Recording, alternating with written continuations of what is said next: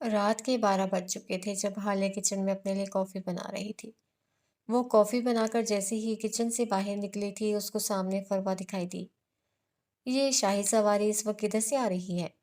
وہ اپنی زبان پر کنٹرول نہیں رکھ پائی تھی۔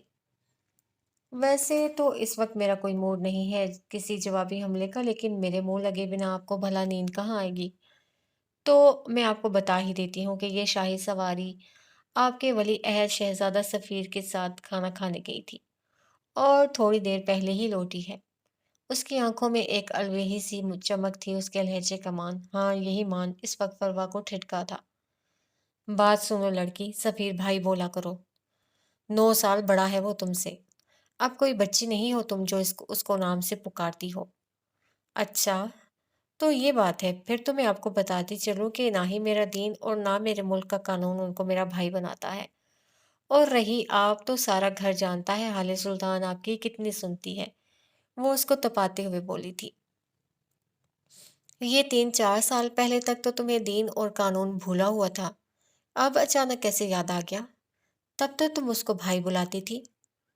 تب میں بچی تھی، معصوم سی کم عمر سی ننھی کلی، اب یہ کام کرنے لگا ہے، وہ انگلی سے اپنی پیشانی پہ دستک دیتی کہہ رہی تھی۔ اس نے مجھے غور و فکر کرنا سکھایا اور جب میں نے تحقیق کی تو مجھے علم ہوا۔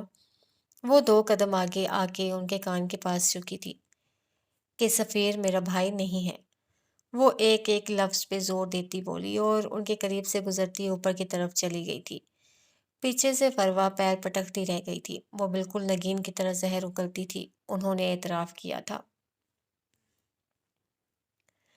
وہ اپنے گھر کے چھوٹے سے باغیچے میں گھاس پر بیٹھی تھی، پہلے یہ گھاس بہت گھنی تھی، لیکن جب سے عمر نے وہ چھوٹی سی سائیکل لی تھی ان کے باغیچے کی گھاس اجڑ کے رہ گئی تھی۔ عمر کا جب دل کرتا وہاں سے گھاس کو اپنے چھوٹے چھوٹے ہاتھوں سے توڑتا، ایک شاپر میں جمع کرتا، اس شاپر کو سائیکل پر لٹکاتا اور سیدھا نفیسہ کے پاس پہنچ جاتا۔ لے اماں، آج کا سودا لے آیا ہوں میں۔ وہ بالکل ساتھ والوں کے سرمد کی طرح بولتا، جیسے سرمد اپنی ماں کو سودا لا کے دیتا تھا۔ عمر بالکل اسی طرح نفیسہ کے محبوب باغیچے کی گھاس توڑ کے لاتا۔ وہ 1000 دفعہ کہہ چکی تھی کہ ان کو سودا نہیں چاہیے، وہ خود جا کے لے آئیں گی، لیکن عمر نے گویا نہ سننے کی قسم کھا رکھی تھی۔ اب تو 3 دنوں سے وہ گھاس بھی نہیں لایا تھا۔ وہ گھاس پہ ہاتھ پھیرتے ہوئے سوچ رہی تھی، ان کی بچپن کی سہیلی زرینہ ان کے ساتھ ہی گھاس پر بیٹھی تھی۔ نفیسہ تم پریشان مت ہو، عمر ٹھیک ہو جائے گا، وہ ان کے گھٹنے پر ہاتھ رکھتی بولی تھی۔ اور وہ کیس اس کا کیا کروں میں، زری ادھورا چھوڑ دوں؟ اس لڑکی کو انصاف کی امید دلائی ہے میں نے، اس کے باپ سے وعدہ کر چکی ہوں میں، اس کی ماں کے آنسو مجھے سونے نہیں دیتے، اور وہ لڑکی 40 دن تک مختلف لوگوں سے ہوس کا نشانہ بنتی رہی ہے، صرف اس لیے کیونکہ وہ 10 درندہ صفت انسان یہ دیکھنا چاہتے تھے کہ اس لڑکی کا ہونے والا بچہ ان 10 لوگوں میں سے کس کا ہوگا۔ میں اس بچی کو کیا جواب دوں؟ تم کیس مت چھوڑو، دیکھ لو شاید عمر کا علاج پاکستان میں ہی ہو جائے۔ حیدرآباد کے ایک ایک ڈاکٹر کو عمر کی رپورٹس دکھا چکی ہوں، کوئی بھی راضی ہی نہیں ہوتا اس کے کیس میں ہاتھ ڈالنے کو۔ کراچی اور حیدرآباد، اسلام آباد میں بھی محسن بات کر چکا ہے لیکن بے سود۔ امریکہ کے ایک سرجن ہے، محسن کے دوست ہیں، انہوں نے حامی بھری ہے سرجری کے لیے، وہ چاہتے ہیں اگلے مہینے تک آ جاؤں میں عمر کو لے کر، لیکن میں کیا کروں، کیسے جاؤں؟ عمر نے مجھے آزمائش میں ڈال دیا ہے۔ وہ واقعی پریشان تھیں، ان کی سیاہ آنکھوں میں تکلیف تھی۔ تو کیا کرو گی اب تم؟ کیا تم عمر کو گود لینے پہ پچھتا رہی ہو؟ اللہ نہ کرے میں کبھی عمر کے ہونے پہ پچھتاؤں، بس میں خود کو بالکل بے بس سمجھ رہی ہوں، اس وقت میں بہت مضبوط ہوں، لیکن عمر کی بیماری مجھے توڑ رہی ہے۔ کوئی بھی ماں اپنے بچے کی بیماری نہیں دیکھ سکتی، یہ اس کے لیے سب سے مشکل چیز ہوتی ہے۔ میں جب عمر کو دیکھتی ہوں نا، جب اس کو تکلیف ہوتی ہے، میرا جی چاہتا ہے میں ساری دنیا اپنے بیٹے پہ قربان کر دوں، بس کوئی اس کی یہ تکلیف دور کر دے، اس کی بیماری مجھے کھائے جا رہی ہے، میں کیا کروں؟ نفیسہ تم یہ کیس چھوڑ دو، عمر کو لے کے امریکہ چلی جاؤ۔ زری نے وہ بات کہہ دی تھی جو ابھی تک وہ خود سے بھی کہہ نہیں پائی تھی۔ اور وہ لڑکی، اس کا کیا ہوگا؟ تم جانتی تو ہو یہ کتنا ہائی پروفائل کیس ہے، اس میں ملوث لوگ کوئی عام لوگ نہیں ہیں، کوئی آئی جی کا بیٹا ہے تو کوئی میجر کا، کوئی ایم پی اے کا بیٹا بھتیجا ہے تو کوئی کسی بزنس ٹائکون کا بھانجا۔ میں غرور نہیں کر رہی، لیکن یہ بتاؤ کیا کوئی اور وکیل ہے اس شہر میں جو یہ کیس لے گا؟ ان 10 لڑکوں نے مل کر 40 دن تک ایک لڑکی کے ساتھ زیادتی کی ہے۔ اس لڑکی کے ماں باپ سے میں وعدہ کر چکی ہوں ان سے کہ میں یہ کیس کسی صورت نہیں چھوڑوں گی۔ کیا کیا نہیں کیا ان لوگوں نے اس کیس کو ختم کرنے کے لیے۔ اس بچے کے ماں کو معذور کر دیا، اس کے باپ کی نوکری ختم کروا دی، ان کی عزت 2 کوڑی کی نہیں رہی۔ اس معاشرے میں ایسے میں ان کے پاس بس ایک ہی چیز ہے، ایک ہی فکرہ ہے جس کی خاطر وہ یہ سب برداشت کر رہے ہیں، انصاف۔ بس ایک یہی لفظ ان کی امید ہے۔ میں یہ بھی چھین لوں؟ بتاؤ نا زری، میں کیا کروں؟ تم تصویر کا ایک رخ دیکھ رہی ہو، مجھے دوسرا رخ میں دکھاؤں تمہیں؟ وہ عام سی صورت والی مخلص عورت ریسان سے بولی تھی۔ انہوں نے عمر کو اسکول سے نکلوا دیا، تمہارے بینک اکاؤنٹس فریز کروا دیے۔ روز جب تم کورٹ جاتی ہو تو ان کے بھیجے ہوئے گنڈے تمہیں ہراساں کرتے ہیں۔ آدھی رات کو تمہارے گھر کے شیشے توڑ جاتے ہیں۔ جب تم بیکری سے سامان لینے کے لیے اترتی ہو تو تمہاری گاڑی کو بیچ سڑک پہ جلا دیا جاتا ہے۔ کوئی بھی ڈاکٹر تمہارے بیٹے کا علاج نہیں کرتا، وہ درد سے تڑپتا رہتا ہے، لیکن کوئی ڈاکٹر اس کو ایک پین کلر دینے کو تیار نہیں۔ اگلے ہفتے تک تمہارے گھر میں کھانے کا سامان بھی ختم ہو جائے گا اور تمہارے پاس اتنے پیسے نہیں ہوں گے کہ تم عمر کا علاج اور گھر کا راشن ساتھ میں مینٹین کر سکو۔ نفیسہ نے اس کی باتوں پہ کرب سے آنکھیں میچ لی تھیں، آنسوؤں کا ایک گولا تھا جو گلے میں اٹک گیا تھا۔ لیکن نہیں میری دوست، تم کیس مت چھوڑنا، یہ ضروری ہے۔ ان کو انصاف دلانا بہت آسان ہے، بہت سستا۔ ایک ہی قیمت ہے اس کی، بس ایک قیمت۔ وہ بہت سکون سے نارمل لہجے میں بول رہی تھی۔ کیا؟ بتاؤ مجھے کیا قیمت ہے؟ نفیسہ کو ایک موہوم سی امید نظر آئی تھی۔ عمر کی موت، بس یہی قیمت ہے اس کیس کو جیتنے کی۔ اور نفیسہ کو لگا تھا زری نے ان کے دل کو مٹھی میں لے لیا ہو۔ زری، تمہاری زبان نہ مفلوج ہوئی، یہ سب کہنے سے پہلے شرم آنی چاہیے تمہیں۔ تم اتنی آسانی سے میرے عمر کے لیے ایسا لفظ کیسے استعمال کر سکتی ہو؟ میں پچھلے 1 مہینے سے تمہیں محبت، نرمی، پیار ہر انداز سے سمجھا چکی ہوں نفیسہ، لیکن تمہاری سوئی ایک ہی جگہ اٹک گئی ہے۔ کیس کا کیا ہوگا؟ کیا تم نے یہ سوچا ہے عمر کا کیا ہوگا؟ میں تمہاری دوست ہوں، تمہارا آئینہ۔ میں وہی بات کروں گی جس میں تمہارا فائدہ ہو، تمہاری بھلائی ہو، تمہاری خوشی ہو، اور یہ سب کچھ بس ایک انسان سے جڑے ہیں، عمر۔ لیکن ٹھیک ہے، اگر تم پھر بھی کنویں میں کودنا چاہتی ہو تو ٹھیک ہے، میں ساتھ کودوں گی۔ جو بھی تمہارا فیصلہ ہے میں تمہارے ساتھ ہوں۔ تم 2 چیزیں ساتھ ساتھ نہیں کر سکتی، کیس یا عمر میں سے کسی ایک چیز کو چننا پڑے گا۔ ویسے مجھے ایک بات بتاؤ، اگر عمر تمہاری سگی اولاد ہوتا، کیا تم تب بھی اسی طرح سوچتی رہتی یا پھر 1 منٹ کے اندر فیصلہ کرتی؟ زری کی باتوں پہ نفیسہ نے زخمی نظروں سے اس کو دیکھا تھا۔ اس کی آنکھوں میں درد تھا، بے بسی تھی۔ کیا تھا جو اس وقت اس مضبوط عورت کی آنکھوں میں نہیں تھا؟ میں یہ کیس نہیں چھوڑ سکتی۔ میں پاکستان کے ایک ایک شہر میں جاؤں گی، ایک ایک اسپتال میں عمر کی رپورٹس لے کر جاؤں گی۔ کوئی تو ایسا ڈاکٹر ہوگا جو میرے عمر کا علاج کرے گا، کوئی تو ہوگا جس کو اپنے فرض سے محبت ہوگی۔ میں ہار نہیں مانوں گی۔ عمر میری کمزوری نہیں ہے، وہ طاقت ہے میری۔ اور ایک بات اور، اگر عمر کی جگہ میری سگی اولاد ہوتی تب بھی میرے لیے فیصلہ لینا اتنا ہی مشکل ہوتا جتنا اب ہے، کیونکہ جس پیشے سے میں منسلک ہوں وہ بہت مقدس ہے۔ اس کا تقدس میرے لیے ہر چیز سے زیادہ اہم ہے۔ وہ یہ کہتی عمر کے کمرے کی جانب بڑھ گئی تھی، جبکہ زری وہیں اسی آدھی اجڑی گھاس پہ بیٹھی رہ گئی تھی۔ اگلی صبح بہت ہی گرم طلوع ہوئی تھی۔ سورج تو جیسے اپنے تمام حساب پاک کرنے کو تھا۔ حالے اپنے کمرے میں کھڑی بال برش کر رہی تھی۔ اسے سفید لمبی قمیض کے ساتھ سفید ہی ٹراؤزر پہن رکھا تھا، جبکہ سبز دوپٹہ گلے میں جھول رہا تھا۔ سیاہ آنکھوں میں ہلکا سا کاجل لگا کے، پنک لپ ٹنٹ لگا کے وہ یونی جانے کو تیار تھی جب ملازمہ نے اس کو دادا کا پیغام دیا۔ وہ اپنی اسٹڈی میں اس کا انتظار کر رہے تھے۔ حالے نے سر ہلا کے ملازمہ کو جانے کا اشارہ کیا اور خود پہ ایک آخری نظر ڈالتی مطمئن سی اسٹڈی کی جانب بڑھ گئی تھی۔ دادا جان کی اسٹڈی ہمیشہ کی طرح نفاست سے سیٹ تھی۔ تینوں دیواروں پہ کتابوں کے بڑے بڑے ریکس تھے۔ نہ جانے کہاں کہاں سے یہ کتابیں انہوں نے جمع کی تھیں۔ ان میں سے 1/4 حصہ حالے اور سفیر کا دیا ہوا تحفہ تھی۔ السلام علیکم دادا جان، اس نے سلام میں پہل کی تھی۔ وعلیکم السلام، کیسا ہے میرا بچہ؟ ٹھیک ہوں، آپ بتائیں؟ وہ اب بھی دروازے پہ ہی کھڑی تھی۔ میں تمہیں دیکھ کے ٹھیک ہو گیا۔ ان کے لہجے میں محبت تھی، خالص محبت۔ حالی کو اپنے رویے پہ بے اختیار شرمندگی ہوئی تھی، لیکن ڈھیٹ بنی کھڑی رہی۔ میرے پاس آ کے بیٹھو کہ نہیں؟ مجھے کچھ کام ہے دادا، میں لیٹ ہو رہی ہوں۔ مجھ سے زیادہ ضروری ہو گئے ہیں اب تمہارے کام؟ نہیں، آپ سے زیادہ ضروری کوئی نہیں، اس نے سچ بولا تھا۔ پھر یہ تل تل کیوں آ رہی ہو مجھے؟ کس بات کی سزا دے رہی ہو؟ میں ایسا سوچ بھی نہیں سکتی دادا، آپ سے یہ دوری میرے لیے بھی سزا سے کم نہیں، لیکن آگے جا کے جو اذیت ملے گی اس کے مقابلے میں یہ سزا بہت کم ہے۔ کیسی سزا؟ میری ذات سے بھلا کبھی تمہیں کوئی اذیت مل سکتی ہے؟ ایسا کیا ہے حالے جس سے تمہارے ذہن میں یہ خناس بھر دیا ہے؟ تم مجھ سے کھل کے بات کرو، کیا وجہ ہے؟ ایسی کیا بات ہے جو تم مجھے نہیں بتا رہی ہو؟ کیوں مجھے چپ کی موت مار رہی ہو؟ آپ سے میری 2 دن کی بے رخی برداشت نہیں ہو رہی۔ اور بچوں، ان کے بارے میں کبھی سوچا ہے جن کو اتنے سالوں سے چپ کی مار مارے جا رہے ہیں آپ؟ یہ تو ان کا ظرف ہے کہ کبھی اف تک نہیں کیا انہوں نے۔ آج آپ کو اندازہ ہوا ان کی تکلیف کا؟ آپ اپنی بیٹی کے خون کے ساتھ ایسا کیسے کر سکتے ہیں دادا جان؟ اور اگر آپ ان کے ساتھ ایسا کر سکتے ہیں تو کل میرے ساتھ بھی کریں گے۔ اس سے بہتر ہے ہم دونوں ابھی سے فاصلے رکھ لیں، کیونکہ آپ کا تو نہیں پتا، بعد میں مجھے بہت تکلیف ہوگی۔ تم اس کی وجہ سے میرے ساتھ اس طرح کا رویہ رکھے ہوئے تھیں۔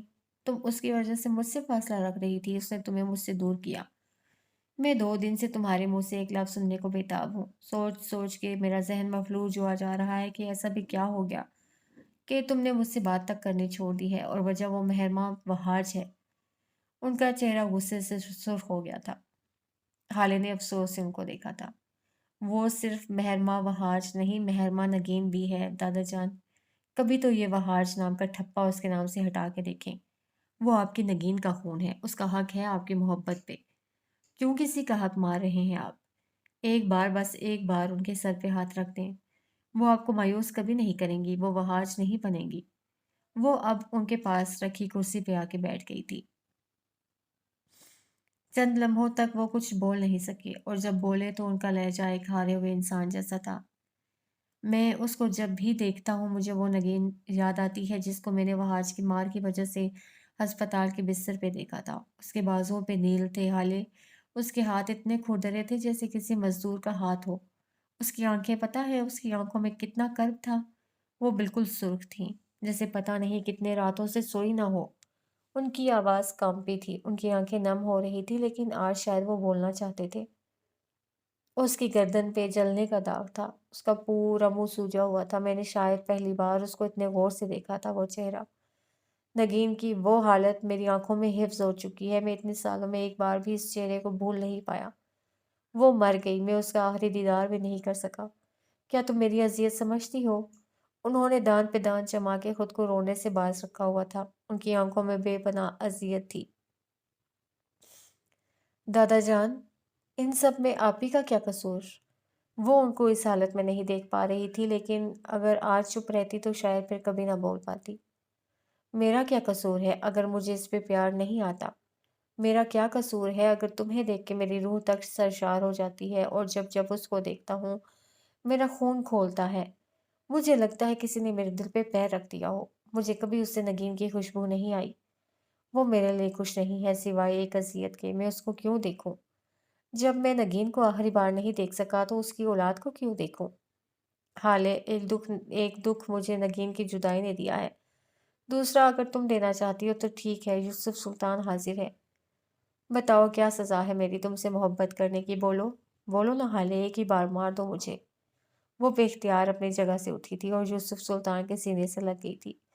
اس کی آنکھیں نم ہو گئی تھی۔ وہ اپنے دادا کو اس حالت میں نہیں دیکھ سکتی تھی۔ اگر مہر کے نصیب میں اس کے نانا کی شفقت اور محبت تھی تو وہ اس کو مل جائے گی، لیکن وہ اب اپنے دادا جان کو کوئی دکھ نہیں دے گی، اس سے فیصلہ کر لیا تھا۔ آئی ایم سوری دادا جان، مجھے آپ سے ایسا رویہ نہیں رکھنا چاہیے تھا۔ آئی لو یو۔ میں دوبارہ کبھی ایسا نہیں کروں گی۔ میں کبھی آپ سے دور نہیں جاؤں گی، آپ کو کبھی ہرٹ نہیں کروں گی۔ وہ روتے ہوئے دادا جان کے سینے سے لگی کہے جا رہی تھی۔ دادا جان نے چند لمحے اس کو محسوس کیا تھا، ایک سکون تھا جو انہوں نے اپنی رگوں میں اترتا محسوس کیا تھا۔ بس میرا بیٹا، بس کر دو، اتنا مت رو حالے بیٹا، بس۔ चंद लम्हे बाद वो उसके सर को चूमते मोहब्बत से कह रहे थे, लेकिन वो टस से मस न हुई। अरे नहीं, ज़रा देखो तो, तुम्हारा मेकअप खराब हो गया है। उन्होंने अपना आखिरी हरबा आज़माया था। अल्लाह अल्लाह! क्या वाक़ई? उसने झटके से सर उठाया था। उफ़! आपने इमोशनल कर दिया। मैं उसको फ़िक्स करने जा रही हूँ। क्या ज़्यादा ही फैल गया है काजल? उसे जाते-जाते मुड़ के देखा था। नहीं, इतना भी नहीं, तुम तो हर हाल में हसीन हो, बिल्कुल नगीन की तरह। हाले ने बस मुस्कुरा के उनको देखा था और दरवाज़ा खोल के बाहर निकल गई। लेकिन सामने खड़े वजूद को देखकर बुरी तरह ठिठकी थी। बज्जो, आप आप कब आई यहाँ? वो अपनी हैरत छुपाती बमुश्किल बोली थी। नरगिस ने कहा था, अब्बा ने कहा है मैं कॉफ़ी लेकर स्टडी के दरवाजे पे खड़ी रहूँ, जब तक तुम और अब्बा अंदर हो। जब तुम जाओगी तब वो मुझे अंदर बुला लेंगे। हाले उन्होंने नहीं बुलाया यार। उसकी आंखों से आंसू बह रहे थे, उसकी आंखें सुर्ख थीं, पपोटे सूजे हुए थे, ट्रे में रखे कॉफ़ी के मग अपने बेकदरी पे मातम कना थे। आपने कुछ सुना है? क्या उसको ये पूछने की ज़रूरत थी? मुझे इसीलिए तो बुलाया गया था हाले, वो चाहते ही यही थे कि मैं सब कुछ सुनूं। उन्होंने मुझे इसलिए बुलाया था ताकि मुझे याद दिला सके कि मैं किसकी औलाद हूँ, मेरा फ़ोन कौन सा है। मैं उस शख्स की बेटी हूँ जिसने अब्बा की महबूब औलाद को तकलीफ दी थी। मेरा ये गुनाह माफ़ नहीं हो सकता, चाहे मैं नमाज़ें पढ़ूँ, तहज्जुद अदा करूँ या ज़मज़म से धुल के आ जाऊँ। मेरा ख़ून नहीं बदल सकता। मैं ना जाने किस गुमान में जी रही थी कि एक दिन सब ठीक हो जाएगा। लेकिन हाले कुछ ठीक नहीं होगा। आज मुझे यकीन हो गया है मैं हमेशा बाप की मोहब्बत के लिए तरसूंगी। मैं कभी अब्बा की मोहब्बत नहीं हासिल कर सकूंगी। पता है क्यों? क्योंकि ये मेरे बख्त में नहीं है। और ये एक ऐसी चीज़ है जिससे मैं नहीं लड़ सकती। उसके आंसू मुतवातर बह रहे थे। हाले के पास कहने को कुछ नहीं बचा था। वो इस सब को फिक्स करना चाह रही थी, लेकिन ये मसला तो मज़ीद बिगड़ गया था। वो अभी आपको बुला लेंगे। आपको गलत लगता है कि उन्होंने आपको ये सब सुनने के लिए बुलाया था। उसे तसल्ली देनी चाहिए थी। हाले, इन मग्स में देखो क्या है? उसने एक बेतुका सवाल किया था। कॉफ़ी है बच्चों, मैं देख चुकी हूँ। ब्लैक कॉफ़ी है ये और अब्बा को इससे सख्त चिढ़ है। वो मुझे कभी नहीं बुलाएंगे हाले, कभी नहीं, कम से कम इस ज़िंदगी में तो कभी नहीं। वो दुख से कहती ट्रे इसी तरह उठाए जाने को मुड़ गई थी। पीछे हाले ने अफ़सोस से उसको देखा था। सब उसकी वज़ह से हुआ था, पछतावा बहुत शदीद था। वो अपने कमरे में ड्रेसिंग टेबल के सामने बैठी अपने चेहरे को मुख्तलिफ ज़ावियों से देख रही थी। कभी चेहरा चेहरा दाएँ मोड़ती तो कभी बाएँ, कभी चेहरे को ऊपर उठाकर अपनी गर्दन पे हाथ को हाथ से छूती तो कभी आँख के नीचे पड़ने वाले हलकों को उँगलियों के पोरों से महसूस करती। उनकी ये कार्रवाई पिछले आधे घंटे से जारी थी। शम्स सामने सोफ़े पे किसी फ़ाइल को देखते हुए बैठे, कई बार उनको भी देख चुके थे, अब उनकी सब्र का पैमाना लबरेज़ हो रहा था। परवाह, बस भी कर दो, आधा घंटा हो गया है तुम्हें यहाँ बैठे हुए। ऐसा भी क्या नया है तुम्हारे चेहरे में जिसको तुम देखे ही जा रही हो? मुझे लग रहा है मेरे हलके बढ़ते जा रहे हैं। और ये ठोड़ी को देखो गौर से, यहाँ स्किन लटकने लगी है। देखो ज़रा। वो अब उनकी तरफ घूम गई थी। मुझे तो ऐसा कुछ नहीं लग रहा, तुम्हें तो खामखा का वहम होता रहता है। पिछले महीने ही तो सर्जरी करवाई थी तुमने। अब ये नया शोशा। वो सख्त बेजार नजर आते थे। मुझे पता है तुम्हें जो तकलीफ उठ रही है, लेकिन तुम फिक्र मत करो, तुमसे पैसे नहीं लूंगी मैं। मेरा बेटा आ गया है। अब तुम अपने बाप और भाई की खैरात अपने पास रखो। वो अब दोबारा आईने की तरफ मुतवज्जे हो चुकी थी। जिसे तुम खैरात कह रही हो वो मेरे खून पसीने की कमाई है। वो मैं कमाता हूँ, मेरा बेटा कमाता है। ना मैं भाई से मांग कर खाता हूँ ना बाबा से। दिन रात गधों की तरह काम करता हूँ मैं, और इसी काम की वजह से तुम ये हर आए दिन सर्जरी और पता नहीं कौन कौन से ट्रीटमेंट करवा रही होती हो। अच्छा, इतने ही काबिल हो तो आज तक क्यों नहीं मिला तुम्हें पावर ऑफ अटर्नी? वो तो आज तक भाई साहब के पास है। एक छोटे से छोटे काम के लिए तुम्हें क्यों इजाज़त लेनी पड़ती है? क्या तुम अपनी मर्ज़ी से कंपनी का गार्ड भी बदल सकती हो? तुम्हें तो उसके लिए भी भाई साहब की इजाज़त दरकार होगी, क्यों? सही कहा ना? वो अंदर तक झुलसा देने वाली मुस्कुराहट के साथ बोली थी। अगर तुम्हें याद हो, तो कुछ अरसा कबल बाबा ने पावर ऑफ अटर्नी मुझे दे दिया था। उन्होंने अपना दिफा किया था। अच्छा, ऐसा हुआ था क्या? वो सोचने की अदाकारी करने लगी। ओह हाँ, याद आ गया मुझे। बिल्कुल, तुम्हें ये पावर मिली थी, लेकिन 2 महीने बाद ही बाबा ने तुम्हें ज़लील करके ये पावर फिर से तुम्हारे भाई को दे दी थी। और मैं बताऊँ क्यों? क्योंकि तुम्हारी एक गलत डील की वजह से कंपनी को करोड़ों का नुकसान हुआ था। बाबा तो तुम्हें कंपनी में घुसने भी नहीं देना चाहते थे। और तब किसने बचाया तुम्हें? किसने बचाई तुम्हारी साख? मैंने। मेरे इस अजीम दिमाग ने, मेरी अकल ने बचाया तुम्हें। मैंने वो सारी बात मेरे बेटे के सर डाल दी थी और वो ये मानने पे मजबूर हो गया कि ये उसने किया है। उसने बाबा के सामने कबूल किया कि ये उसकी गलती थी। और सफ़ीर को तो यूसुफ सुल्तान का कत्ल भी माफ़ है। मैंने और मेरे बेटे ने बचाया है तुम्हें। वो अपने सीने पे उँगली से दस्तक देती कह रही थी। इसलिए अब तुम अपनी काबिलियत के किस्से मुझे तो मत ही सुनाओ शम्स सुल्तान।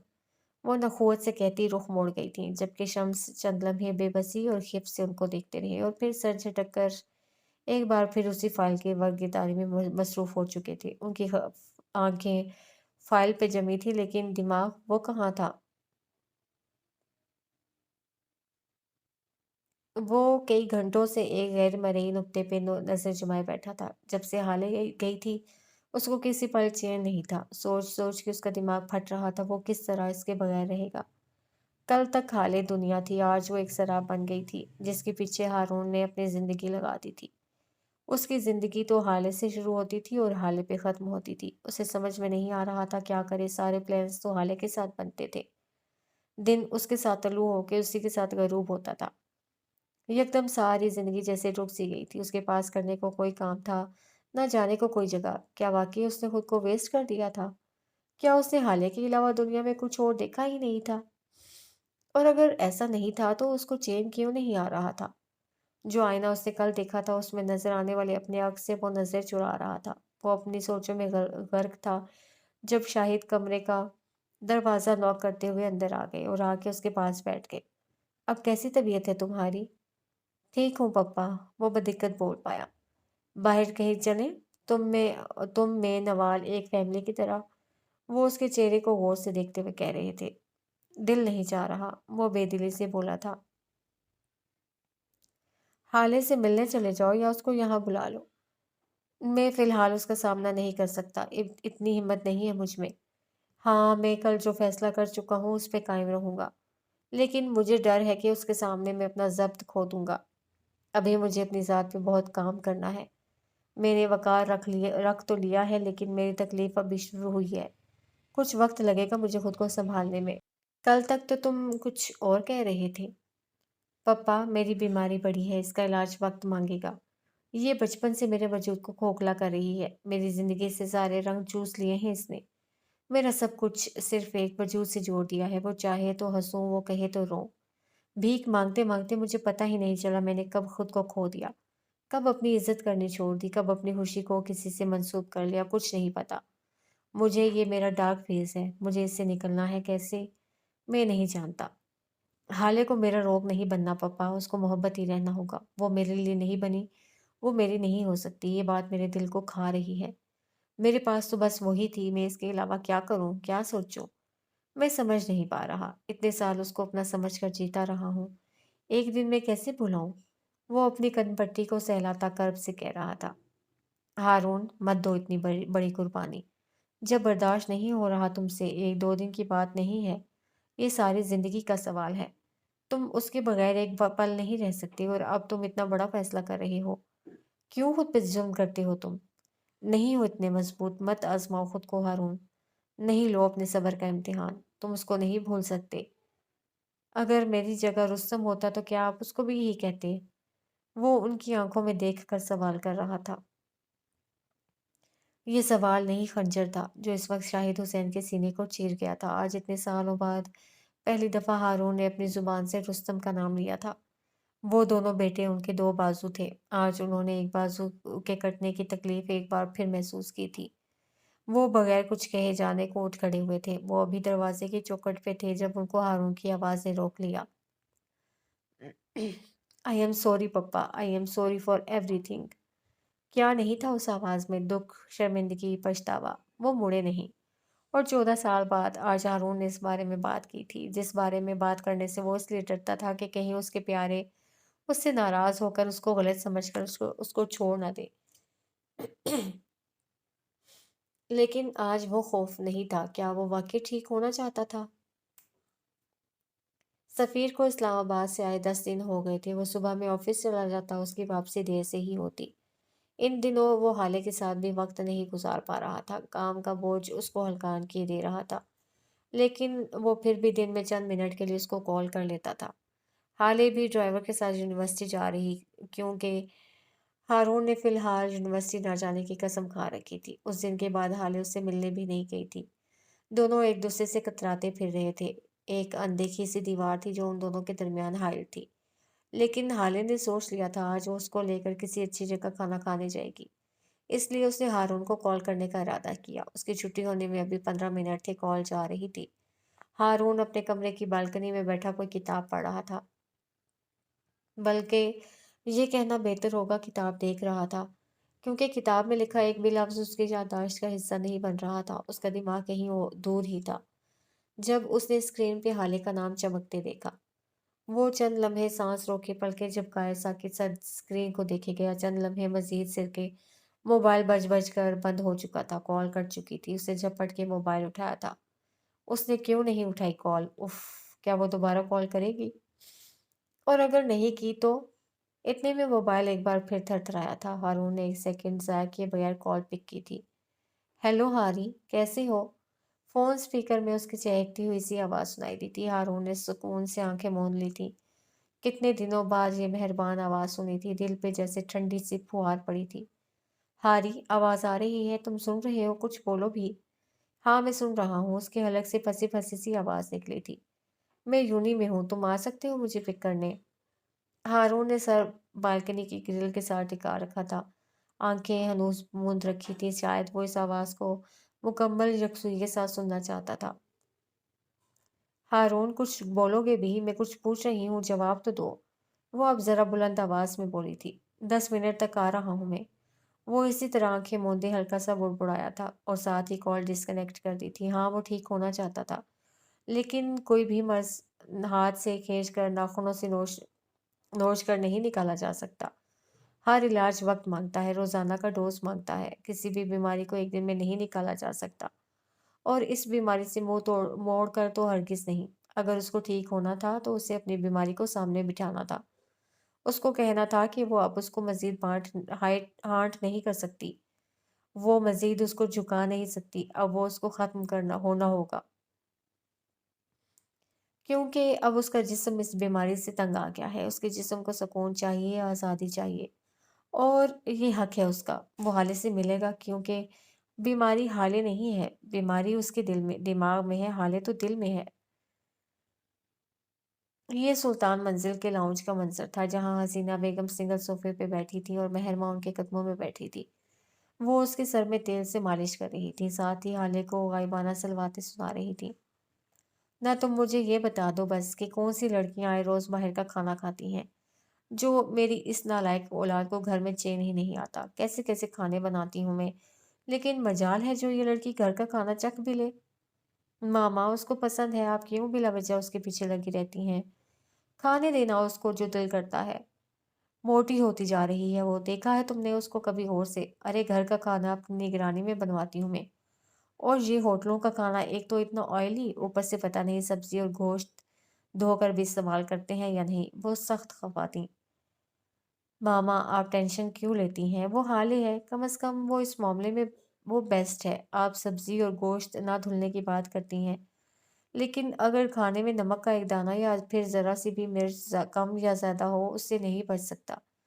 क्या पिछला हफ्ता भूल गई आप, जब नरगिस ने चिकन धोए बगैर वाइट कढ़ाई बनाई थी, और फिर एक निवाला लेते ही हाले ने कह दिया था चिकन सही धुला नहीं है। और वही हुआ, नरगिस ने वाकई नहीं धोया था। मामा, वो खाने के म्यार पे समझौता नहीं कर सकती, लिखवा लें। महर ने तफसील से जवाब दिया था। कहती तो ठीक हो, बड़ी ही काइयाँ हैं। कल मुझे कहती है कि आपसे सारी दुनिया के खाने बनवा लो, लेकिन आप रोटी नहीं बना सकती। आप उसके किनारे कच्चे और मोटे कर देती हैं। अच्छा, फिर क्या कहा आपने? महर दिलचस्पी से पूछा था। क्या कहना था मैंने? उठाया जूता और भाग गई कमबख्त। वैसे एक बात है, कहती तो वो भी ठीक है।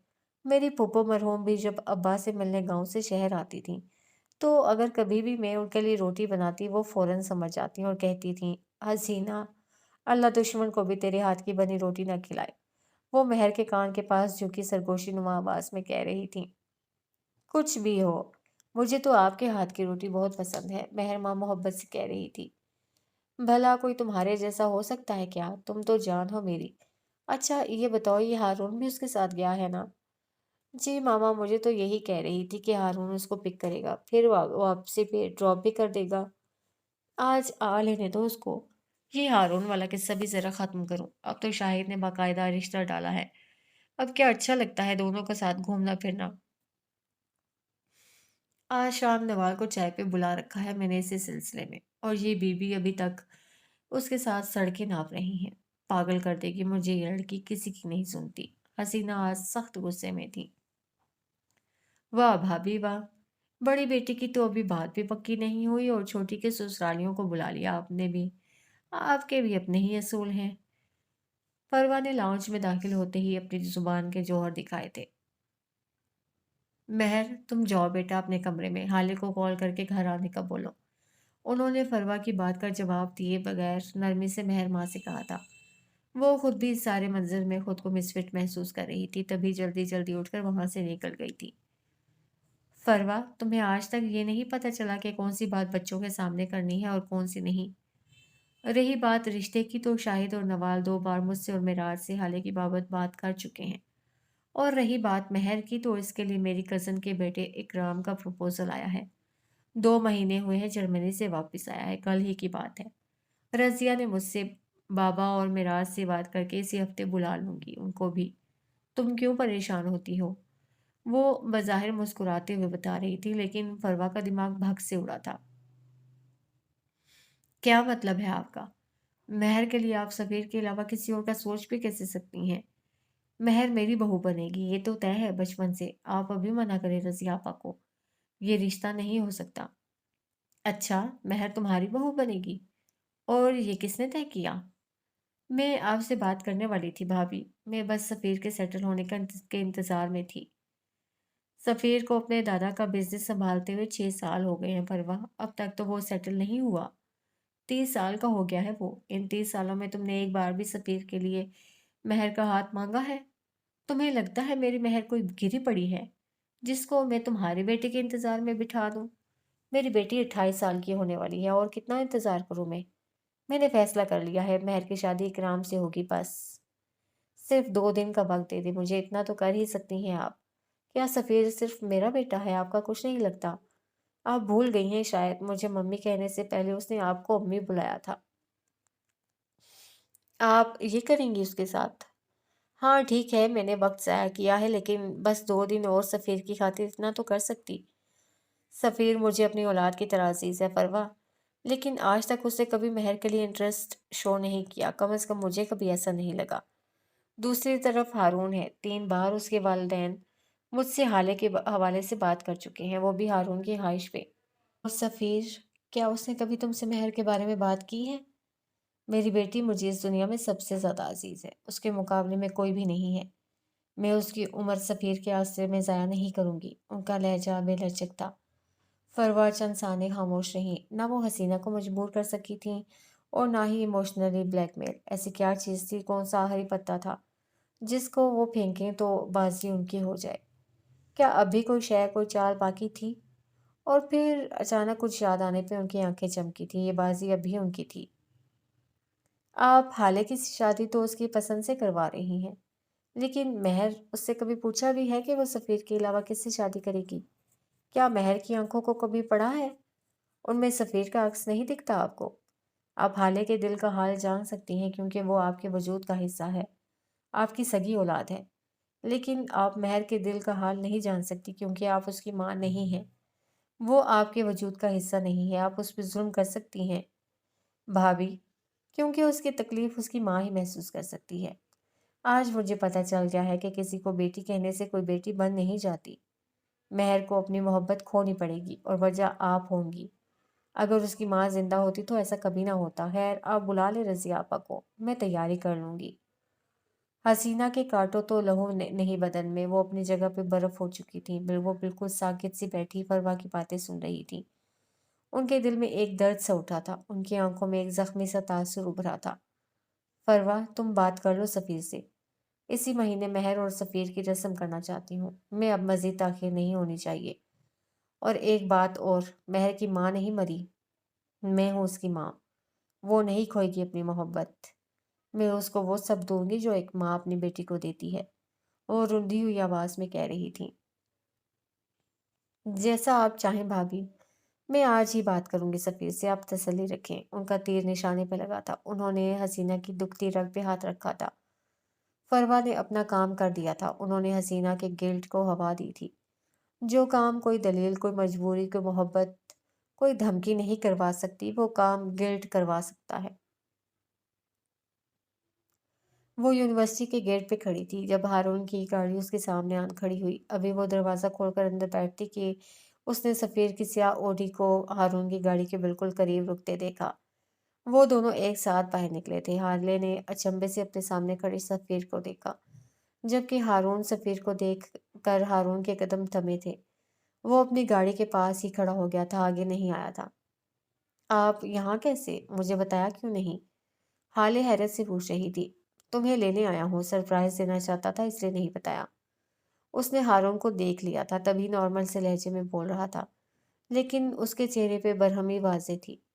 لیکن میں نے تو ہارون کو بلایا ہے، وہ مجھے لینے آیا ہے، آپ کو آنا تھا تو مجھے بتا دیتے۔ خیر، اب تو میں ہارون کے ساتھ لنچ کرنے جا رہی ہوں، اگر آپ بزی نہیں ہیں تو آپ بھی جوائن کر لیں، وہ خوش دلی سے آفر کر رہی تھی۔ ہارون کی نظریں اپنے جوگرز پہ جمی ہوئی تھیں، اس نے ایک بار بھی نظر اٹھا کر ان دونوں میں سے کسی کو نہیں دیکھا تھا۔ کیا مطلب ہے تمہارا میں تم لوگوں کو جوائن کروں؟ میں تمہیں لینے آیا ہوں، تم میرے ساتھ جانے سے انکار کر رہی ہو؟ کیا یہ کہنا چاہ رہی ہو تم ہارون کی وجہ سے مجھے واپس بھیج دو گی تم؟ سفیر کے تاثرات سخت ہو چکے تھے۔ آپ بات کو بڑھا رہے ہیں، آپ اگر آنے سے پہلے مجھے بتا دیتے تو میں ہارون کو کال نہ کرتی، وہ میرے بلانے پہ یہاں آیا ہے، میں اس کو کیسے واپس بھیج دوں اور آپ کے ساتھ چلے جاؤں؟ تو میں چلا جاؤں؟ تم نہیں جاؤ گی میرے ساتھ؟ انکار کرو گی مجھے؟ تمہیں وہ زیادہ عزیز ہے؟ مجھے میری کمٹمنٹ زیادہ عزیز ہے جو کہ میں ہارون کے ساتھ کر چکی ہوں۔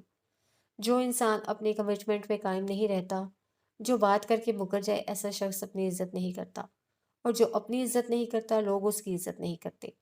اس لیے میں اپنی کمٹمنٹ پہ قائم ہوں، وہ ایک ایک لفظ پہ زور دیتی کہ ہوئی بولی تھی۔ کیا ہوگا اگر وہ یہاں سے چلا جائے گا؟ یہ اتنی بڑی بات نہیں ہے حالے، تم میری انسلٹ کر رہی ہو اب، وہ ذرا بلند آواز میں بولا تھا۔ تماشا مت بنائے سفیر، مجھ پہ چلانے کی ضرورت نہیں ہے، میں آپ کے ساتھ نہیں جاؤں گی، سنا آپ نے؟ آپ جا سکتے ہیں اب۔ وہ اب دبا دبا سے چلائی تھی، آس پاس سے گزرتے اسٹوڈنٹس ان کو دیکھ رہے تھے، چین بگوئیاں ہونے لگی تھی۔ ابھی سفیر کچھ کہتا کہ ہارون نے قریب آ کر حالے کو کونے سے پکڑا تھا اور اپنا رخ سفیر کی جانب کر کے بولا تھا، یہ تمہارے ساتھ ہی جائے گی، مجھے کسی دوست کی کال آ گئی ہے، مجھے وہاں جانا ہے، تم گاڑی میں بیٹھو، میں ذرا اس سے ایک بات کر لوں پھر آتی ہوں، یہ بھی اوکے؟ وہ متوازن لہجے میں کہتا سفیر کو زہر لگا تھا۔ سفیر خاموشی سے گاڑی میں جا کر بیٹھ گیا تھا۔ تم اس وقت اس کے ساتھ جاؤ، ہم بعد میں بات کریں گے اس بارے میں، پلیز، سب دیکھ رہے ہیں، اس وقت تماشا نہ لگاؤ، بچوں کی طرح لڑ رہی ہو تم دونوں۔ میں نہیں جاؤں گی، غلام نہیں ہوں ان کی، وہ پھاڑ کھانے والے لہجے میں بولی تھی۔ حالے، میری خاطر اس وقت چلی جاؤ، دیکھو سب دیکھ رہے ہیں، میں ریکویسٹ کرتا ہوں۔ حالے نے تندہی سے اس کو گھورا تھا۔ جہنم میں جاؤ تم ہارون۔ وہ بڑبڑاتی ہوئی سفیر کی کار کی طرف بڑھ گئی تھی، اس نے بیٹھتے ہی دروازہ ٹھا کی آواز سے بند کیا تھا۔ ہارون گہری سانس بھر کے رہ گیا تھا، وہ ان دونوں کے درمیان کسی بھی قسم کے اختلاف کی وجہ نہیں بننا چاہتا تھا۔ اس کے گاڑی میں بیٹھتے ہی سفیر گاڑی زن سے بھگا لے گیا تھا۔ وہ اس کے ساتھ آ تو گئی تھی لیکن منہ سے ایک بھی لفظ نہ بولنے کی گویا قسم کھا رکھی تھی۔ سفیر نے کئی بار اس کو مخاطب کرنا چاہا لیکن جواب ندارد۔ حالے، میں پہلے ہی بہت پریشان ہوں، پلیز مجھے مزید تنگ نہ کرو، میں 3 بار سوری کر چکا ہوں، اب بس بھی کر دو، میں کسی اور بات پہ غصہ تھا۔ تو مجھ پہ اتاریں گے آپ اپنا غصہ؟ کیوں؟ کیا غلام ہوں میں آپ کی؟ میں ان لڑکیوں میں سے نہیں ہوں جو مرد کی ہر غلط بات اس لیے برداشت کر لیں کیونکہ وہ غصے میں ہے۔ آج آپ چیخ رہے ہیں مجھ پہ، کل کو ہاتھ بھی اٹھا سکتے ہیں، صرف اس لیے کیونکہ آپ غصے میں ہیں۔ آپ اپنا غصہ مجھ پہ نہیں اتار سکتے سفیر، میں ہرگز برداشت نہیں کروں گی یہ۔ وہ جیسے پھٹ پڑی تھی۔ یار، میرا یہ مقصد ہرگز نہیں تھا، میں بس تم سے بات کرنا چاہتا تھا۔ لیکن وہاں ہارون کو دیکھ کر مجھے غصہ آ گیا، کیونکہ آپ کو جیلس فیل ہوا ہوگا، یا پھر آپ کو یہ لگا کہ میں آپ کی ملکیت ہوں اور اب میں کسی اور مرد کے ساتھ کیسے گھوم سکتی ہوں؟ کیونکہ ہیں تو آپ وہی مشرقی مرد نا۔ کیوں، یہی ہوا ہوگا ہے نا؟ وہ اس کی بات کاٹ کر غصے سے سرخ چہرہ لیے بولتی ہی چلی گئی۔ سفیر نے گاڑی ایک جگہ روک دی تھی اور اپنا رخ اس کی طرف موڑ کر وہ حالے کی آنکھوں میں دیکھتا ہوا کہنے لگا، کیونکہ ہارون کی ماں آج شام تمہارا رشتہ لے کر آ رہی ہیں۔ ہاں، میں مشرقی مرد ہوں، لیکن میں تمہارے اور ہارون کے تعلق کو اچھی طرح جانتا ہوں، اور رہی بات ملکیت کی، تو تم ایک جیتی جاگتی انسان ہو، کوئی روبوٹ نہیں جو میری مرضی پہ چلے گا۔ وہ ایسے ٹھنڈے لہجے میں کہہ رہا تھا کہ حالے کو اپنی ریڑھ کی ہڈی میں سنسنی سے محسوس ہوئی۔ تو آپ کو کیا پرابلم ہے؟ میرا رشتہ لا رہی ہے نا؟ آپ کو تو کچھ نہیں کہہ رہی۔ اس کا رنگ پھیکا پڑ گیا تھا، لیکن پھر بھی گردن کڑا کر بولی تھی، مجھے یہ پرابلم ہے کہ میں تم سے محبت کرتا ہوں، یہ ہے میرا مسئلہ۔ لیکن میں تو یہ نہیں سمجھ پا رہا کہ تم اتنی ریلیکس کیسے ہو، کیا تمہیں کوئی فرق نہیں پڑتا؟ کیا تم مجھ سے محبت نہیں کرتی؟ وہ زخمی لہجے میں بول رہا تھا، اس کی بھوری آنکھوں میں تکلیف تھی، حالے کو بے اختیار ملال ہوا تھا۔ سفیر، میں پریشان ہوں، لیکن میں آپ کی طرح چیخ چلا نہیں سکتی۔ آپ مجھے بابا کے پاس کورٹ لے جائیں، آج یہ مسئلہ حل کر کے ہی آؤں گی۔ اس نے ساری جمع تفریح کر لی تھی اور اب قدرے بہتر محسوس کر رہی تھی۔ تایا ابو کے پاس کیا کرنے جاؤ گی تم؟ اور ویسے بھی وہاں مردوں کا ایک ہجوم ہوتا ہے، میں تمہیں وہاں نہیں لے کر جاؤں گا۔ ان کو کال کرو اور گھر آنے کا بولو، یا پھر کسی ریستوران بلاؤ ان کو۔ وہ اب گاڑی سٹارٹ کرتا ہوا کہہ رہا تھا، ابھی تھوڑی دیر پہلے تو کچھ اور کہہ رہے تھے آپ، اور اب آپ کو کورٹ کے مرد برے لگ رہے ہیں۔ وہ اب اس کو تنگ کر رہی تھی۔ ہاں، اتنا اتنا بھی بے غیرت نہیں ہوں میں، ہارون کی بات الگ ہے، وہ فیملی ہے، اور کورٹ کچہریوں کا کس کو نہیں پتا، ہر طرح کے مرد ہوتے ہیں وہاں، گنڈے، موالی، قاتل، ریپسٹ۔ کم از کم اپنے گھر کی لڑکی کو تو میں وہاں لے کر جانے سے رہا۔ وہ چہرے کے زاویے بگاڑ کر بولا تھا۔ اچھا، میں بابا کو کال کرتی ہوں، وہ آج ممانی کو آنے سے منع کر دیں گے، اور میں رات تک بابا سے بات کر لوں گی آپ کے بارے میں، یہ اتنا بڑا مسئلہ نہیں ہے، آپ پریشان نہ ہو، وہ اپنائیت سے بول رہی تھی۔ اللہ کرے ایسا ہی ہو، وہ بڑبڑایا تھا۔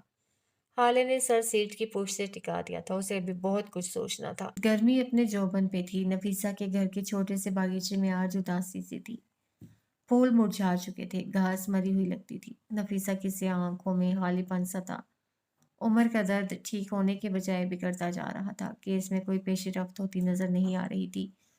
وہ یہ گھر چھوڑنا چاہتی تھی، لیکن پہلے عمر کی سرجری کروانی تھی۔ وہ اپنی سوچوں میں اتنی مگن تھی کہ ان کو عمر کے آنے کا بھی پتہ نہ چلا۔ وہ آ کر ان کے سامنے رکھی چھوٹی سی کرسی پہ بیٹھ گیا تھا۔ وہ گپلو سا بچہ مرجھایا ہوا لگتا تھا۔ اماں، کیا میں مر جاؤں گا؟ عمر کی آواز نفیسہ کو اپنے حواس میں لائی تھی۔ نہیں میرا بیٹا، تم ایسا کیوں کہہ رہے ہو؟ میں تمہارا علاج کرواؤں گی، تم بالکل ٹھیک ہو جاؤ گے۔ تم سے کس نے کہا یہ سب؟ آج کل عمر ایسی باتیں کرنے لگا تھا کہ نفیسہ اس کی باتیں سن کر مزید دکھی ہو جاتی۔ نہیں اماں، میں مر جاؤں گا، مجھے پتا ہے۔ اقصیٰ کے ابا نے کہا ہے مجھے کہ اب میں مرنے والا ہوں، کیونکہ کوئی بھی ڈاکٹر میرا علاج نہیں کرے گا، کیونکہ میری ماں ایک بری عورت ہے، اور میں بہت جلد مر جاؤں گا۔ وہ اپنی عمر سے بہت بڑی بات کر گیا تھا۔ نفیسہ جہاں تھیں وہیں سنسی ہو گئی تھی۔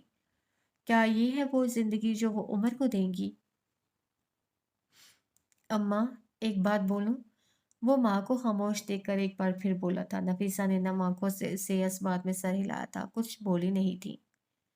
مجھے مرنا نہیں ہے اماں، پلیز، میں اپنے اسکول جانا چاہتا ہوں دوبارہ، آپ مجھے بچا لو گی نا؟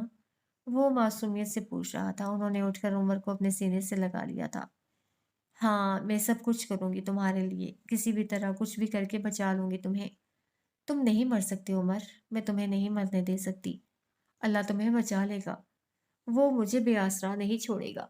وہ زاروں کی تار ہوتے ہوئے عمر کو چومتی جا رہی تھی جب دروازے پہ دستک ہوئی۔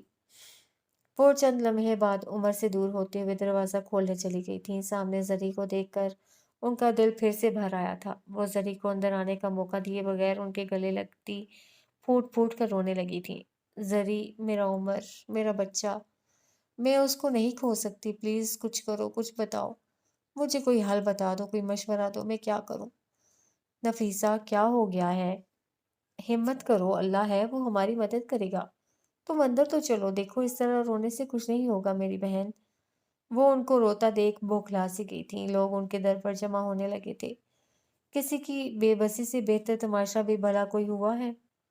یکدم نفیسہ زری سے الگ ہوئی تھی، وہ 2 قدم مزید آگے آئی تھی اور اس مجمع پہ قہر بھری نظریں ڈالتی بلند آواز میں کہنے لگی تھی، تم لوگوں کو شرم نہیں آتی ظالموں؟ میرے باپ نے تم لوگوں کو قرآن پڑھایا، تم لوگ میرے بچے کو مارتے ہو۔ میرے باپ کے بعد میں نے تمہارے بچوں کو قرآن پڑھایا ہے، تم لوگ میرے بچے کو گالیاں دیتے ہو، اس کو ایسے ایسے گھٹیا لفظ بولتے ہو کہ میری بھی روح کانپ جائے۔ تم لوگ مجھے ستاتے ہو، میرے بچے پہ ظلم کرتے ہو، خدا کا خوف کرو لوگو، کسی کو اتنا نہ ستاؤ کہ اس کا صبر جواب دے جائے۔ تم لوگ کیوں پڑے ہو میرے پیچھے؟ میں نے کیا بگاڑا ہے تمہارا؟ کیوں میرے کردار پہ انگلی اٹھاتے ہو؟ جبکہ تم سب گواہ ہو اس بات کے کہ میرا کردار صاف ہے، میں پاک ہوں، تم سب کو مار دوں گی میں۔ اگر میرے بیٹے کو کچھ ہوا، کسی کو نہیں چھوڑوں گی میں آگ لگا دوں گی تمہارے گھروں کو، تمہارے بچوں کو، تم کسی کو نہیں بخشوں گی۔ وہ ابھی مزید کچھ کہتی جب زری کا شوہر ان سب کے درمیان راستہ بنا تھا، نفیسہ کے قریب آ کر رکا تھا اور ان کو بازو سے پکڑ کر اندر لے گیا۔ وہ خود بھی چیخ چیخ کر ہانپ چکی تھی، تبھی خاموشی سے ان کے ساتھ کھینچتی چلی گئی۔ جیسے ہی وہ اندر پہنچی، سامنے کا منظر دیکھ کر ان کا ہاتھ بے اختیار اپنے دل کے مقام پہ گیا تھا۔ عمر اس چھوٹی سی کرسی پہ نہیں بیٹھا تھا، وہ منہ کے بل گھاس پہ بے ہوش پڑا تھا۔ رحمان نے بھاگ کر اس کو اپنی گود میں اٹھا لیا تھا اور ڈاکٹر کو دکھانے بھاگا تھا، جبکہ نفیسہ اب بھی ساکت سی گھاس کے اس ٹکڑے کو دیکھے جا رہی تھی جہاں عمر گرا تھا۔ زری دکھ سے نفیسہ کو دیکھ رہی تھی، وہ ان کے لیے کچھ نہیں کر سکتی تھی۔ زری، رحمان بھائی سے بولو میری ٹکٹس کروا دیں، میں اسی ہفتے عمر کو لے کر امریکہ جا رہی ہوں۔ زری کو ان کی آواز کسی کھائی سے آتی محسوس ہوئی تھی۔ تمہارا اور عمر کا ویزا، وہ سب کیسے ہوگا؟ کیا تم نہیں جانتی کہ میں ایک امریکی شہری ہوں؟ وہ اب کچھ دیر پہلے اپنے دروازے پہ کھڑی چیختی روتی ہوئی نفیسہ نہیں تھی، یہ ہائی کورٹ میں کھڑی طرح طرح کے مجرموں کو ڈیل کرنے والی، اپنے دلائل سے سامنے والوں کو چاروں شانے چت کرنے والی بیرسٹر نفیسہ حیات تھی۔ اور کیس اس کا کیا ہوگا؟ نفیسہ کو عمر حیات سے زیادہ عزیز کچھ نہیں ہے۔ ان کی آواز سپاٹ تھی، کسی بھی قسم کے جذبے سے آ رہی، وہ کہتی اندر جا چکی تھی، اور زری ایک بار پھر اس آدھی اجڑی گھاس پہ تنہا رہ گئی تھی۔ حالے جب سے آئی تھی، جلے پیر کی بلی کی طرح اپنے کمرے میں یہاں سے وہاں چکر کاٹ رہی تھی۔ اس نے ہارون کو کال کر کے سب بتا دیا تھا۔ ہارون نے یقین دہانی کروائی تھی کہ وہ اپنی ماں کو آنے سے روک لے گا، اور واقعی یہی ہوا تھا۔ اماں اس کو سلواتے سناتی اپنے کمرے میں جا چکی تھی۔ مہر کافی دیر سے بیڈ پہ بیٹھی اس کی بے چینی نوٹ کر رہی تھی، لیکن خاموش تھی۔ وہ چاہتی تھی حالے خود بولے۔ حالے، کیا ہوا ہے؟ کوئی مسئلہ ہے؟ یہاں آؤ میرے پاس۔ آخرکار اس نے پوچھ لیا تھا۔ آپی، بہت بڑا مسئلہ ہو گیا ہے، بس بابا کا ویٹ کر رہی ہوں، وہی ہینڈل کر سکتے ہیں یہ مسئلہ۔ وہ سخت پریشان تھی۔ ایسا بھی کیا ہو گیا ہے جو تم اتنی پریشان ہو؟ اور اگر کوئی مسئلہ ہے بھی تو مجھے بتاؤ، حسینہ نے کمرے میں داخل ہوتے پوچھا تھا۔ کچھ نہیں اماں، آپ رہنے دیں۔ حالے، بتا دو نا ماما کو۔ بابا بھی تو ماما کو بتا ہی دیں گے، وہ جب تک نہیں آتے ماما سے شیئر کر لو، یا مجھے بتا دو۔ مہر کی فکر مند سی آواز آئی تھی۔ نہ، تم مجھے یہ تو بتاؤ ذرا کہ تم یہ ہارون کے ساتھ روڈ ناپنا کب چھوڑو گی؟ جب نوال آ کر تمہارے سر پہ ہارون کے نام کی چادر ڈال دے گی تب، یا پھر جب پورا خاندان باتیں بنانا شروع کر دے گا تب؟ اماں کو اصل کیس تو اب یاد آیا تھا۔ مہر نے ڈرائی فروٹس کا باؤل اپنی گود میں رکھ لیا تھا، وہ جانتی تھی اب کیا ہوگا۔ اماں، میں ہارون سے شادی نہیں کروں گی، وہ اپنی تمام ہمت جمع کرتی بولی تھی۔ اچھا، تو پھر بلاؤں ملکہ الزبتھ کے بیٹے کو، اس سے تو کر لو گی نا؟ انہوں نے اس کی بات کو مذاق میں اڑا دیا تھا، جبکہ مہر کی مسکراہٹ سمٹی تھی۔ وہ جانتی تھی حالے ایسا مذاق نہیں کرتی۔ اماں، میں سیریس ہوں، میں ہارون سے شادی نہیں کروں گی، وہ بس دوست ہے میرا اور وہی رہے گا۔ اب کہ انہوں نے ٹھہر کر اس کو دیکھا تھا، اس کے انداز میں کچھ ایسا تھا جو پہلے کبھی ان کو محسوس نہیں ہوا تھا۔ تو پھر کس سے کرو گی؟ انہوں نے سنجیدگی سے سوال کیا تھا۔ سفیر سے۔ میں سفیر سے شادی کروں گی۔ کیا بکواس ہے یہ، منہ بند رکھو اپنا۔ کسی نے سن لیا تو غضب ہو جائے گا، وہ غصے سے چلا کر کہہ رہی تھی، جبکہ دوسری طرف مہر کو اپنی سانس سینے میں اٹکتی ہوئی محسوس ہوئی تھی۔ اس نے اپنے دل کی دھڑکن رکتی محسوس کی تھی، اس کا چہرہ لٹھے کے مانند سفید ہو چکا تھا۔ اس کا دل چاہا تھا وہ اٹھ کر حالے کے منہ پہ ہاتھ رکھ دے، لیکن اس کی ٹانگوں میں جان رہی تھی۔ اماں کیا ہو گیا ہے آپ کو؟ اس میں بکواس والی کیا بات ہے؟ میں ان کو پسند کرتی ہوں اور وہ بھی مجھ سے شادی کرنا چاہتے ہیں، انہوں نے خود کہا ہے۔ ایسا وہ جھنجھلاتے ہوئے بولی تھی۔ مہر کا پورا وجود زلزلوں کی زد میں تھا، اس کا جسم کانپ رہا تھا، اس کے کانوں میں بس ایک ہی آواز گونج رہی تھی، وہ بھی مجھ سے شادی کرنا چاہتے ہیں۔ وہ بھی وہ بھی شادی، وہ بھی مجھ سے شادی۔ اس کا ذہن اس جملے پہ اٹک گیا تھا۔ حالے، دور ہو جاؤ میری نظروں سے، میں تمہاری شکل بھی نہیں دیکھنا چاہتی۔ جاؤ یہاں سے، دفع ہو جاؤ، میرے سامنے مت آنا۔ وہ دھاڑتے ہوئے انگلی اٹھا کر اس کو باہر جانے کا کہہ رہی تھی۔ اماں، میں آپ کی بیٹی ہوں، میں نے کوئی غلط کام نہیں کیا۔ پسند کی شادی میرا حق ہے۔ آپ ایسے کیوں ریئیکٹ کر رہی ہیں؟ میری جگہ آپ ہی ہوتی تب تو آپ کچھ بھی نہ کہتی۔ وہ نم آنکھیں لیے دکھ سے کہہ رہی تھی، اور سارا مسئلہ تو یہی تھا، اس کی جگہ مہر ماں کو ہونا چاہیے تھا۔ حالے، فروا کبھی تمہیں اپنی بہو نہیں بنائے گی۔ وہ یہ نہیں کہہ سکی کہ فروا صرف مہر کو اپنی بہو بنائے گی۔ وہ کبھی تمہیں تسلیم نہیں کرے گی، اس کو نفرت ہے۔ وہ یہ نہیں کہہ سکی کہ اس کو صرف مہر سے محبت ہے، تم سے، میری بچی سے، میری بچی، تم نے یہ خود کو کہاں پھنسا دیا ہے؟ یہ تم نے کیا کر دیا؟ کیا کر دیا تم نے؟ وہ سر دونوں ہاتھوں میں گرائے صوفے پہ ڈھہ سی گئی تھی، ان کی آواز سکس خوردہ سی تھی۔ آپی، آپ سمجھائیں نا اماں کو، چچی جان ایسی نہیں ہیں۔ آپ کچھ بول کیوں نہیں رہی؟ وہ اب مہر کے قریب آ گئی تھی۔ مہر نے خالی خالی آنکھوں سے اس کو دیکھا تھا، اے سی کی ٹھنڈک کے باوجود اس کے ماتھے پہ پسینہ آ گیا تھا، اس کی زبان مفلوج ہو گئی تھی۔ وہ بنا کچھ کہے بیڈ سے اٹھی تھی، اس کے قدم لڑکھڑائے تھے۔ حالے نے فوراً اس کو سہارا دینے کو ہاتھ بڑھایا تھا، مہر نے اس کا بڑا ہوا ہاتھ نہیں دیکھا تھا، اس کو کچھ بھی دکھائی نہیں دے رہا تھا۔ وہ انہیں لڑکھڑاتے قدموں اور کانپتے وجود کے ساتھ باہر نکلتی چلی گئی۔ یہ بھی ناراض ہو گئی۔ یار، میں آپ کو بتانے والی تھی۔ آپ ہی میری بات تو سن لیں آپ ہی۔ پیچھے حالے اس کو آوازیں دیتی رہ گئی تھی۔ اس کو لگا تھا مہر اس سے ناراض ہے کیونکہ اس نے سفیر کے بارے میں اس کو نہیں بتایا۔ آگے ہی سے پہلے کا دور کتنا حسین ہوتا ہے نا۔ مغرب کو قضا ہوئے کئی ساعتیں ہو چکی تھیں۔ حالے اپنے کمرے میں بیٹھی تھی جب اس کو معراج صاحب کی گاڑی کی آواز سنائی دی۔ اس کے دل کو جیسے چین آ گیا تھا، وہ بھاگتے ہوئے نیچے گئی تھی۔ ابھی انہوں نے گاڑی پورچ میں کھڑی ہی کی تھی، حالے ہانپتے ہوئے ان کے قریب آئی تھی۔ اس کا سانس پھولا ہوا تھا۔ معراج نے اس کو چمبے سے دیکھا تھا۔ کیا ہوا، سب ٹھیک تو ہے؟ سانس کیوں پھولا ہوا ہے تمہارا؟ انہوں نے اس کو دیکھتے ہوئے سوال کیا تھا۔ مجھے آپ سے بات کرنی ہے بابا، بہت ضروری بات ہے۔ لیکن یہاں نہیں، میرا مطلب گھر پہ نہیں، کہیں باہر۔ وہ جلدی جلدی بول رہی تھی۔ اچھا چلو باہر پارک میں چل کر بات کرتے ہیں۔ حالے نے اس بات میں سر ہلایا تھا۔ معراج دروازے کی طرف بڑھ رہے تھے، حالے ان سے 2 قدم کے فاصلے پر ان کے پیچھے چل رہی تھی۔ پارک یہاں سے 10 منٹ کی واک پہ تھا۔ ان 10 منٹ میں انہوں نے حالے سے چھوٹی چھوٹی کئی مختلف باتیں کر لی تھی۔ پارک پہنچ کر وہ حالے کے ساتھ ایک خالی بینچ پہ بیٹھ گئے تھے۔ پارک میں اس وقت رش ہو گیا تھا، بچے اپنے والدین کا ہاتھ پکڑے یہاں سے وہاں اچھلتے کودتے پھر رہے تھے۔ کچھ نوعمر لڑکے لڑکیاں جھولے جھول رہے تھے، تو کچھ اپنے فیملی کے ساتھ نرم نرم سی گھاس پہ دری بچھائے خوشگپیوں میں مصروف تھے۔ حالے کو بے اختیار ان سب پہ رشک آیا تھا، وہ سب کتنے سکون میں تھے۔ تو تم ہارون سے شادی نہیں کرنا چاہتی؟ معراج نے بات کا آغاز کیا تھا۔ حالے جو کہ گردن موڑے کسی عمر رسیدہ کپل کو دیکھنے میں مشغول تھی، کرنٹ کھا کر مڑی تھی، اس کی آنکھوں میں بتحاشا حیرت تھی۔ آپ کو کیسے پتا؟ وہ اپنی حیرت چھپاتی بمشکل بول پائی تھی۔ سمپل، انہوں نے کندھے اچکائے تھے۔ آج شام نوال ہارون کا پروپوزل لے کے آنے والی تھی، لیکن تم نے ہارون سے کہہ کر ان کو آنے سے منع کر دیا۔ تمہاری امی یعنی کہ ہماری بیگم نے ہمیں کال کر کے یہ بتا دیا کہ تم نہیں چاہتی کہ ہارون کی امی آج گھر آئیں۔ तुमने 4 घंटों में 9 बार मुझे कॉल करके पूछा है कि मैं कब आ रहा हूँ, और तुम्हें मुझसे कोई ज़रूरी बात करनी है।